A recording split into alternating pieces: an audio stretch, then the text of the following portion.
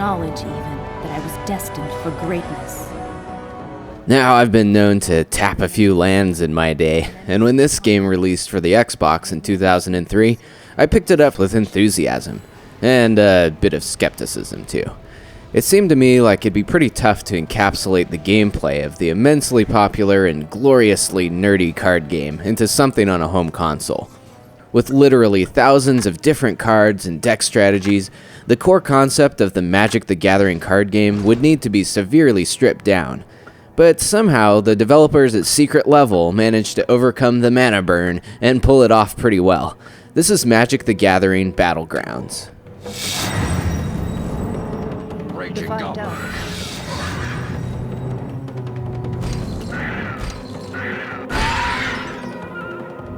So instead of playing with cards, you control a dueling wizard that can roam freely on your side of the dueling area in real time. It's basically like a magical dodgeball court or something. And you can also sneak over to the other side, but at the risk of taking damage for being out of bounds for too long. You've got 20 life points and up to 10 different spells at your disposal: enchantments, sorceries, and creature summons. The 5 colors of magic from the card game are here: red, green, blue, black, and white, and you can have up to 2 colors when designing your spellbook. I was a little bummed they didn't have artifacts in this game, though. I really need Brass Man. Hunger. Thunder Spirit. Reckless Charge. Oh, and instead of tapping land, you'll be picking up mana globes that appear periodically and mana shards from the fallen monsters. The duelist can also protect him or herself with a mana-draining shield that halves the damage you take, or you can just bap stuff with your handheld weapon for 1 damage. And to win the duel, just use everything at your disposal to drain your opponent's life down to 0. Run wild. Ah! I am defeated. This was easier than even I expected. Now, if you've never played the card game before, you might be a bit lost already.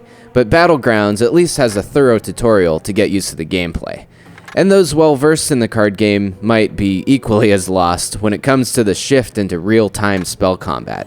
Instead of using slow and deliberate strategy like the card game, Battlegrounds is a much faster and more reactive kind of duel that definitely takes a bit of getting used to. I'll admit, at first I had trouble getting into it. The quest mode is kind of slow going to begin with, but as you unlock more spells and get into some truly brain-twisting and reflex-testing challenges, it's easy to get hooked. Wrath of God. Llanowar elves. And even though it was a budget title during its time, there's plenty of content with a long single-player quest mode, and the versus mode is truly the highlight, with the ability to create your own customized spellbooks and test them out against your friends. Fans of frantic, real-time strategy should check this one out for sure, but just don't expect the depth and methodical pace of the card game. Did you really think you could win? Reckless Charge. Suntail Hawk. Ah! You won't be so lucky next time.